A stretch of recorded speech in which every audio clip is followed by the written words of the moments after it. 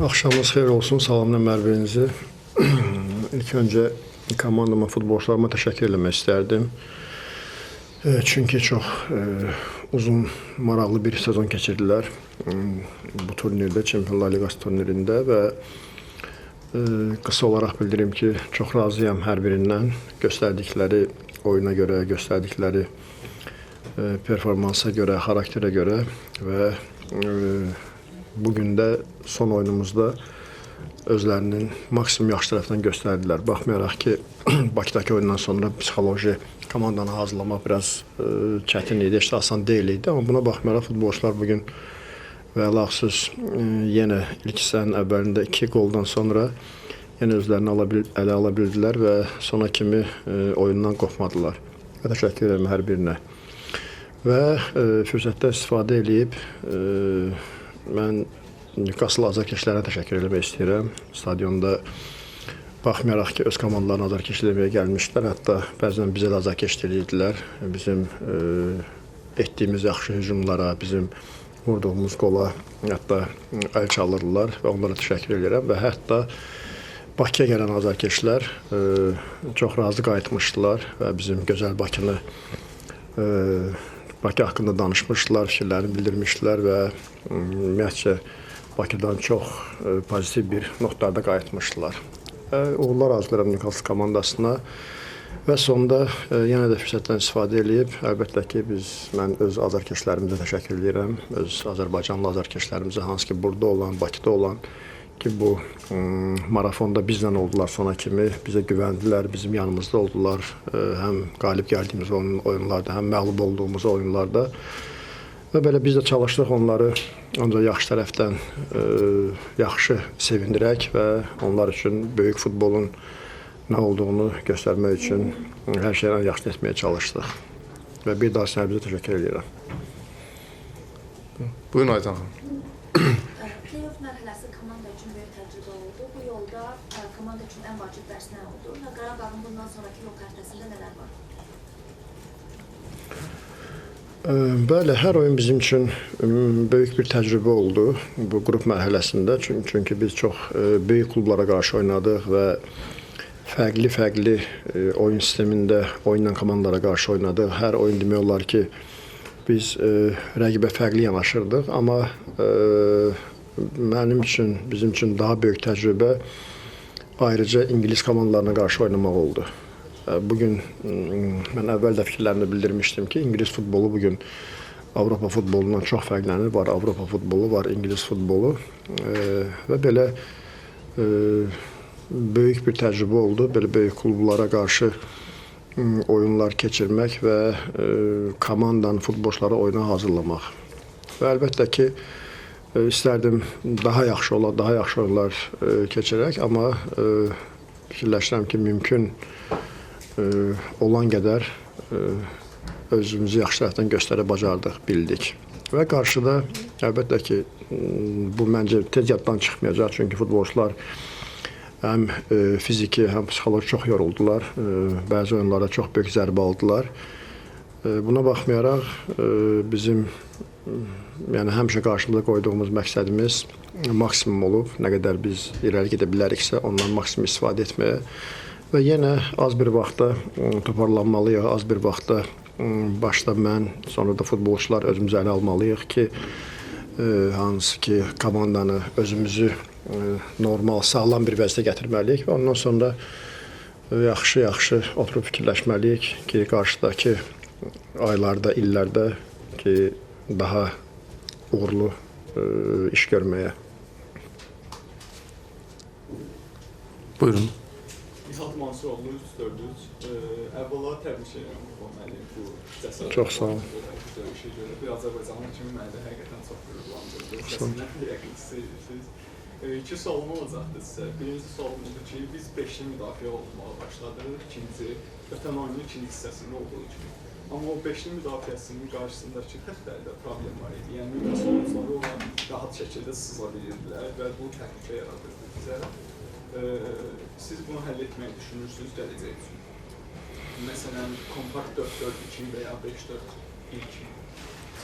İkinci sualım isə budur ki, standartlar bizim baş ağrımızdır. elə bil biz standartları yaxşı yerinə yetirə bilmirik və standart vəziyyətlərdən də qollar yeyirik. Siz də həmişə qlobal trendləri izləyirsiniz. Bununla bağlı gələcək üçün planınız nədir? İlk olaraq əlbəttə ki, hər komandanın öz oyun sistemi var, öz meydana düzülüşü var və bizim birinci öz qarşımıza qoyulan məqsədimiz öz oyun sistemimizi qoruyub saxlamaqdır və onu daha da yaxşılaşdırmaqdır əlbəttə ki. Amma bəzən qarşımıza elə rəqib olur ki,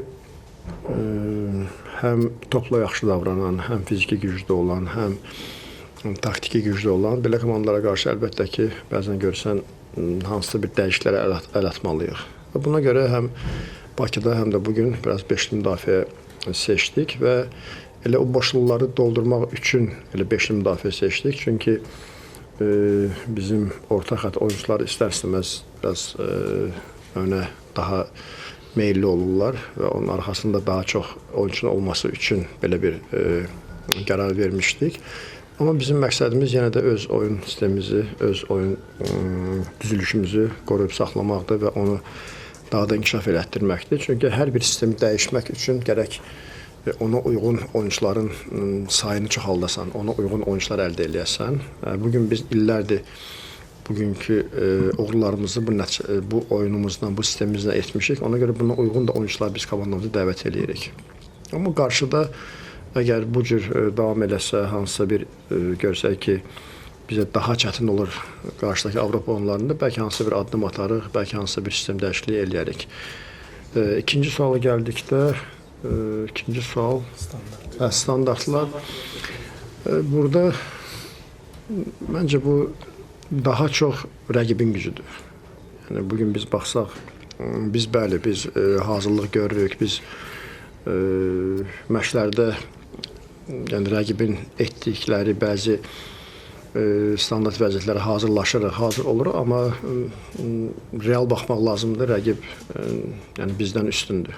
Yəni ona görə o onların üstün cəhətidir və yəni hər dəfə fərqli standart vəziyyətlər yerinə yetirirdilər və qabaritləri çox böyük olan fiziki futbolçuları var idi. İstərsə belə komandalara qarşı oynamaq çətindir və həm də ki, bir daha qeyd edirəm ki, yəni İngiltərədə yəni standart vəziyyətlərdə ümumiyyətcə bütün komandalar çox üstün oynayır və bugün ümumiyyətcə dünya futbolunda standart vəziyyətlər qalibiyyətin bəlkə də bir 30%-idir. Yəni böyük komandalara baxsan, yəni 30% komandalar görsən, çox komandalar bəzi qalibiyyətlərin 30%-ni elə standart vəziyyətlərdən sonra əldə ediblər.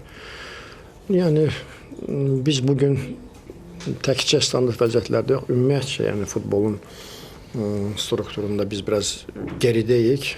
Bunlar Avropa, yəni İngiltərə bunlar daha çox böyük, çox sürətli inkişaf edirlər.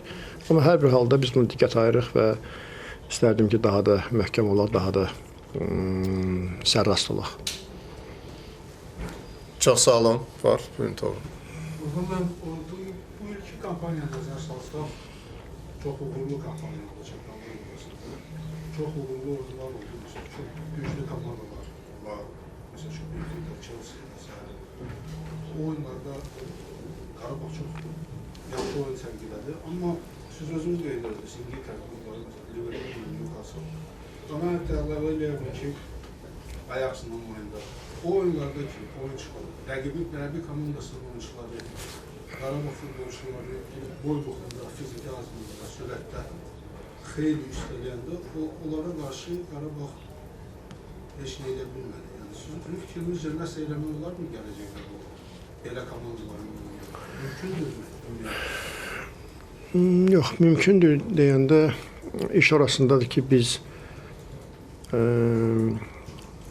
bir addım irəli getməyə bacarırıqsa, Avropa futbolu daha çox irəli gedir. Zaten biz bugün onlardan geridik, amma onlar yenə də daha sürətli inkişaf edirlər. Onlar bugün bəzən oturub analiz edirik futbolu. Əvvəllər bu qədər detallar futbolda yox idi. Bugün yəni elə bir klublar, komandalar ümumiyyətcə yəni futbol elə formalaşıb ki, yəni hər epizoddan maksimum istifadə edir və hər epizodda istər həm standart vəziyyətləri olsun, out olsun və yaxud korner olsun və yaxud digərləri olsun və yaxud əks hücumları olsun, hamısı daha sürətlənib, hamısı daha inkişaf eləyib.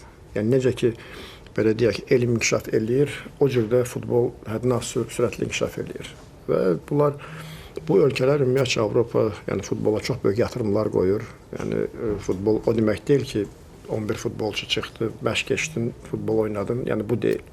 Yəni ondan vacib olan o qədər detallar var ki, sən ümumi yerə gedirəm, infrastrukturundur, sən ümumi sağlamlığındır, sənin ümumi qidalanmandır, sənin ümumi bərpandır. Yəni o qədər şeylər var ki, yəni biz çox geridəyik. Buna baxmayaraq mən futbolçularıma, yəni bu qədər deyək ki, səbəbləri mən dedim. Bu səbəblərə baxmayaraq mən futbolçularım çox böyük qəhrəmanlıq göstərdilər və biz həmişə çalışmışdıq ki, cəsarətli olmağa, həmişə istənilən rəqibə qarşı ayaqüstü möhkəm durmağa və bunu biz minimum bacardıq. Bəlkə də rəqiblər bunu bizdən gözləmirdilər ki, biz belə cəsarətli olarıq deyə.